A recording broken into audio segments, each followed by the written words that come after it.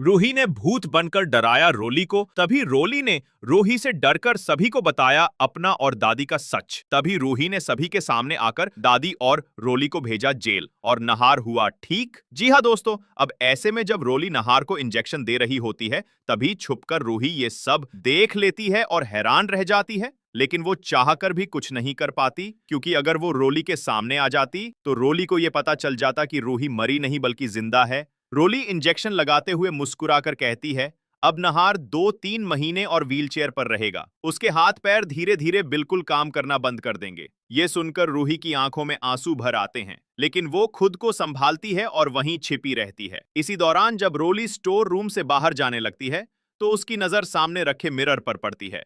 उस मिरर में उसे हल्की सी परछाई दिखाई देती है, रूही की।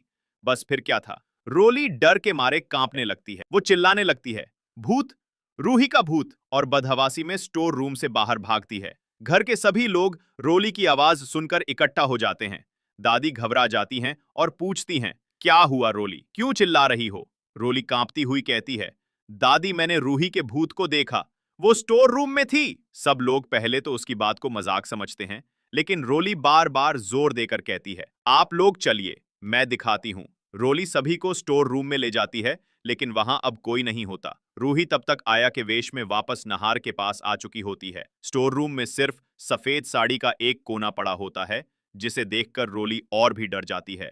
वो कहती है, मैंने अभी थोड़ी देर पहले यहाँ रूही के भूत को देखा था। वो मुझे घूर रही थी, वो मुझे मारने आई थी। मधुबाला जो रोली की माँ होती है, झुंझला कर कहती है, तू पागल हो गई है क्या? कोई भूत वूत नहीं होता, तुझे कोई भ्रम हुआ होगा। घर के बाकी सदस्य भी यही कहते हैं और सब अपने अपने कमरे में लौट जाते हैं, लेकिन रोली अब भी कांप रही होती है। उधर रूही को एक तरीका मिल जाता है, दादी और रोली का सच सबके सामने लाने का। अब वो जान चुकी थी कि रोली उसे भूत समझ रही है। उसी रात आधी रात को जब सब सो रहे होते हैं, रूही सफेद साड़ी पहनकर और बाल खुले छोड़कर चुपचाप रोली के कमरे में घुस जाती है। जैसे ही रोली आंखें खोलती है, सामने रूही को देखकर उसका कलेजा मुंह को आ जाता है। रूही धीमी आवाज में बोलती है, रोली, तूने मेरी जान ली, तूने मुझे नहार जी से दूर किया, अब मैं तुझे नहीं छोड़ूंगी। रोली डर के मारे चिल्लाने लगती है और हाथ जोड़कर माफी मांगने लगती है। रूही कहती है, अगर माफी चाहती है तो सबके सामने अपने और दादी के सारे गुनाह कबूल कर, वरना मैं तुझे मार दूंगी। रोली फूट फूट कर रोने लगती है और डर के मारे हामी भर देती है। सुबह होते ही पूरा घर अपने काम में लगा होता है, लेकिन रोली के चेहरे पर डर और बेचैनी साफ झलक रही होती है। डर अब भी उसके जहन में बैठा होता है कि कहीं रूही का भूत फिर से ना आ जाए।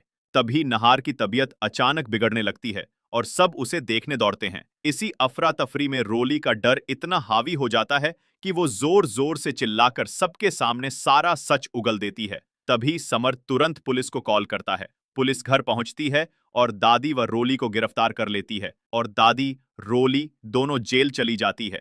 तभी रूही सभी परिवार वालों के सामने अपने असली रूप में आ जाती है।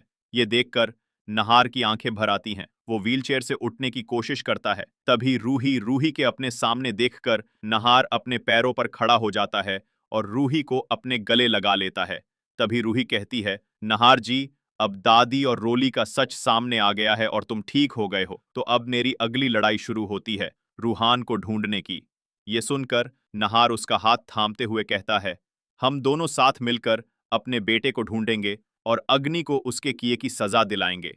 तो दोस्तों, अब जब दादी और रोली को सजा मिल चुकी है और नहार रूही फिर एक हो चुके हैं, अब अगला मोड़ बहुत खास होगा, क्योंकि रूही और नहार का अगला कदम होगा अपने बेटे रूहान को ढूंढना और अग्नि को जेल भेजना। अगर आप भी चाहते हैं कि नहार और रूही को उनका बच्चा रूहान मिल जाए और अग्नि को उसके पापों की सजा मिले, तो इस वीडियो को लाइक करें, चैनल को सब्सक्राइब करें और कमेंट में जरूर लिखें, I love Nahar and Ruhi. और हाँ, अगर आप भी अपने परिवार के लिए अच्छा और भरोसेमंद लाइफ इंश्योरेंस लेना चाहते हैं तो कमेंट करें। मैं जल्द ही एक ऐसा वीडियो बनाऊंगा जिसमें बेस्ट इंश्योरेंस ऑप्शन पर पूरी जानकारी दी जाएगी।